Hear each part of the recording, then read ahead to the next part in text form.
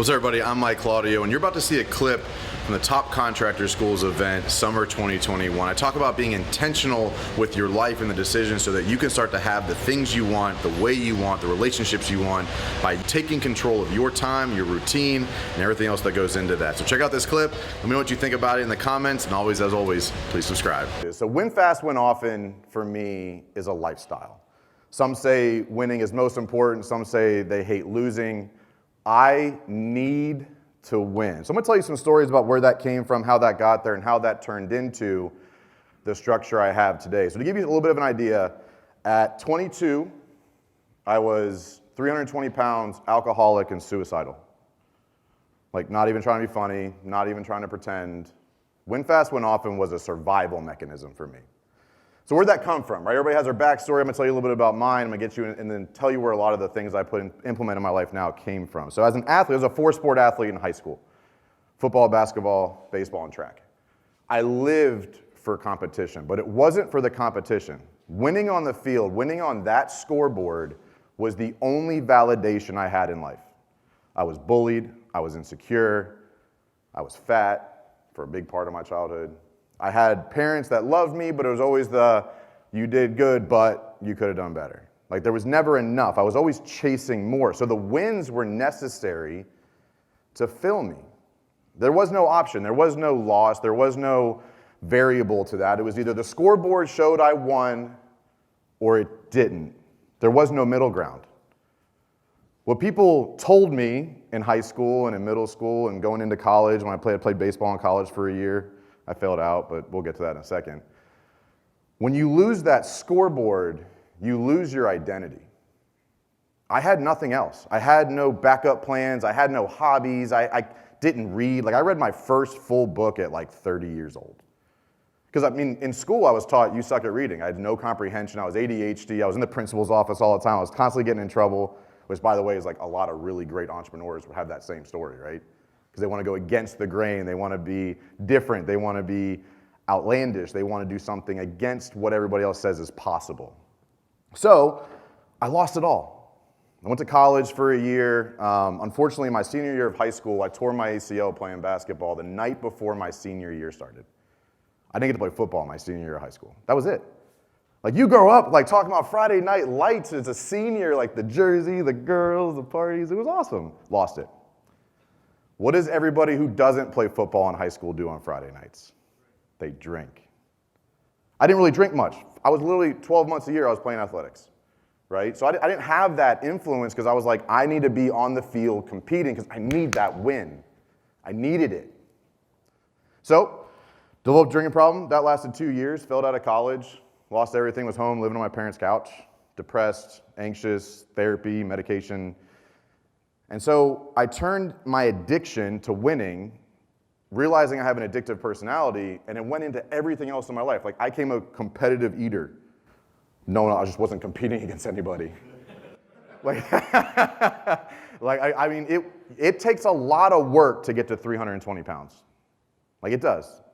And so went into corporate America, did that for about 10 years before I really kind of figured out my identity again. So win fast, win often is a mindset I utilize to structure my time, my decisions, my mornings, my afternoons, my evenings. And I get into entrepreneurship. Because you get out of corporate America, right? Everything's structured. Like, I basically went elementary school, middle school, high school, college, corporate America. My entire life was structured for me. As long as I followed the script that they gave me, I was winning.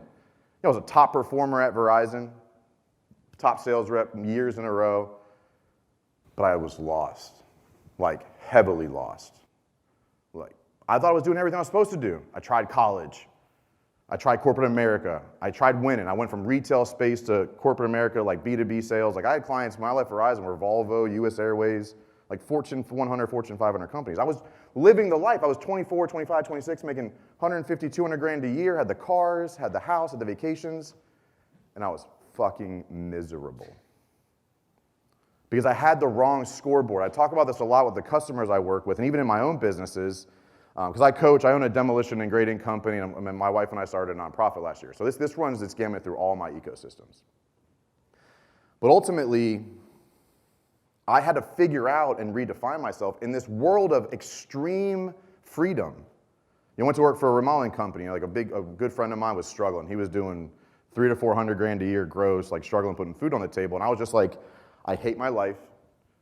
I have everything I thought I was supposed to have. I had everything. I had the freedom, I had the money, I had the cars, I had the wife. I was miserable.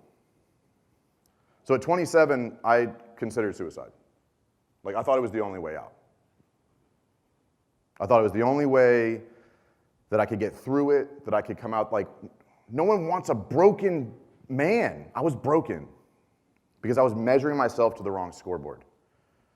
So I get into corporate America, and I start winning again, but still kind of lost. I mean, I took a remodeling company from $400,000 to $2.5 million in 2 years. Like, I was Mr. Employee, man. I was like the best entrepreneur you've ever fucking seen because I didn't even understand the concept of entrepreneurship yet. So I was like 2012, 2013, and I started getting an itch for more. I started getting an itch, like, I left corporate America because I was built for more. I was in this business, but I was built for more. And so like that company kind of capped out like a lot of contractors do. Like he got to that $2 million mark as an individual contributor, and like he just didn't want to scale from there. He couldn't scale. I was a business development professional. He's like, dude, I want to kind of pump the brakes. I was like, I don't understand what that means. I'm out. So I went to a roofing company for 2 years. We went from 2 to 6 million. Again, wild growth, wild success, wild sales, lots of money, fucking miserable. Because I was still running by the wrong scoreboard. So when I talk about the consistency and the structure and the way that I approach my life, I had to redefine my scoreboard. So a lot of contractors, in my opinion, have a really hard time saying no to like anything. Oh, I can make $5 on that? Yeah, I'll put a fence in. Oh, you need me to hang that chandelier? I can do that. But ultimately, what I had to figure out is, what do I want to say yes to?